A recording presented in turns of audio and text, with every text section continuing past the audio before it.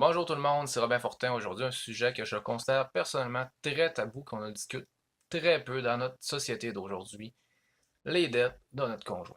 Souvent, quand on commence en couple, on met ça un petit peu rose, on vit l'amour, tout est merveilleux.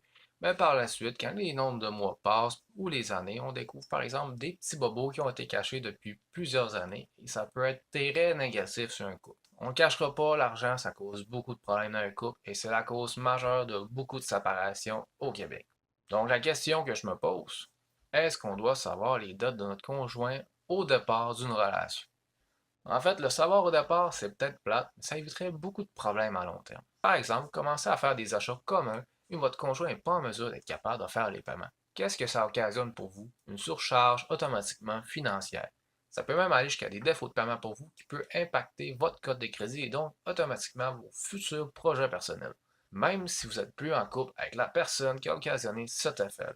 Un autre élément aussi, le passé est souvent garant du futur. Pas automatiquement, mais par exemple, une personne qui a une tendance dépensière, s'il ne fait absolument rien pour le corriger, peut par la suite avoir exactement la même tendance avec vous. Donc le savoir dès le départ pourrait régler beaucoup de problèmes.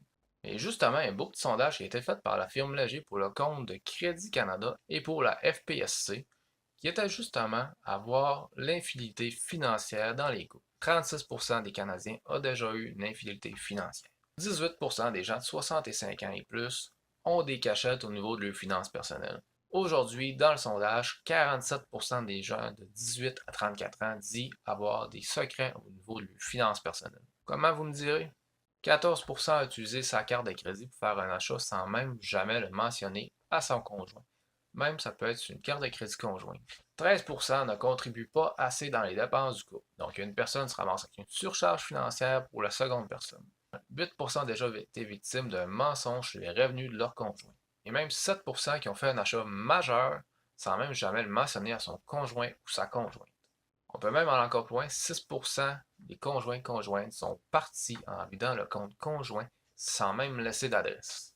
Donc ça fait mal aux finances personnelles du conjoint-conjointe qui est resté sur place. Et même 4% ont dit que leurs conjoints ou conjointes sont tombés en faillite sans même savoir qu'il y avait des problèmes financiers.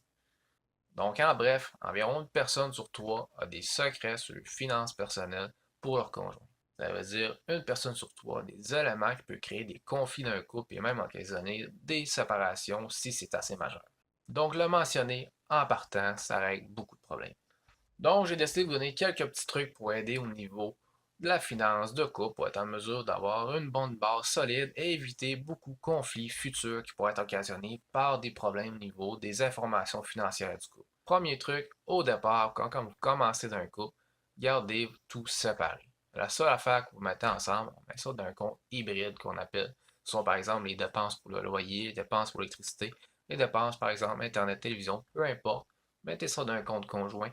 Faites chacun votre paiement à chaque mois dans le compte. Problème réglé. On sait qui a payé, qui n'a pas payé. Pas besoin d'aller voir dans les autos de compte de chaque côté qui a donné plus, qui a donné moins. Problème réglé, on le voit automatiquement. Pour le reste des dépenses, faites votre propre budget personnel pour vos dépenses personnelles. Donc, aucun conflit à ce niveau. Deuxième truc, faites une entente à l'avance que vous tenez à jour une fois de temps en temps, par exemple, une fois, 3, 6 mois, de vos biens que vous avez et comment ils seraient séparés en cas de séparation. Pourquoi? Parce que si ça arrive, malheureusement, dans notre société d'aujourd'hui, ça arrive assez souvent, ça évite beaucoup de conflits et beaucoup de stress au niveau de vos finances personnelles. Bien en plus, vous pouvez éviter des frais juridiques si ça se rend trop loin, donc ça vaut la peine de le faire. C'est plate, mais faites-le. Une carte de crédit, une carte conjointe au départ, non, ça sert absolument à rien. Gardez tout votre côté et faites vos propres dépenses personnelles de votre côté. Quand est-ce que tous ces trucs-là devraient être faits? Le jour que ça tombe sérieux entre vous. On s'entend parler de ça à la première rencontre, ça brise le romantisme. Pour la génération d'aujourd'hui, souvent le jour que vous décidez de mettre la relation en couple par Facebook peut commencer à être un bon moment pour commencer à parler de vos finances personnelles. Et le dernier truc que je vais vous dire, prenez toujours le temps de vérifier si vous êtes la même longueur d'onde pour vos objectifs futurs.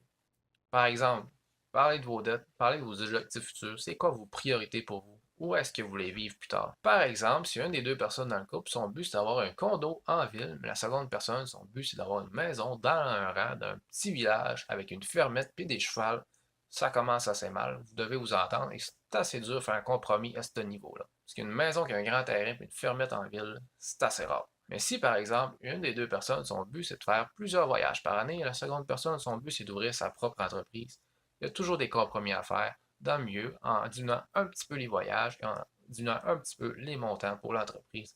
Ils s'entendent à merveille les deux ensemble. Donc sur ça, j'espère vous avoir aidé à faire une bonne séparation au niveau de vos dépenses conjointes au départ et donner quelques petits trucs pour être en mesure de vous aider au niveau de vos comptes conjoints. Et aussi, c'est peut-être pas un levier au niveau de vos finances directement, mais si une relation de couple n'occasionne pas un effet négatif pour vos finances futures, on vient d'aider automatiquement vos finances personnelles et aussi votre couple à éviter beaucoup de stress et de conflits. Donc sur ça, je vous souhaite bon levier. Bye.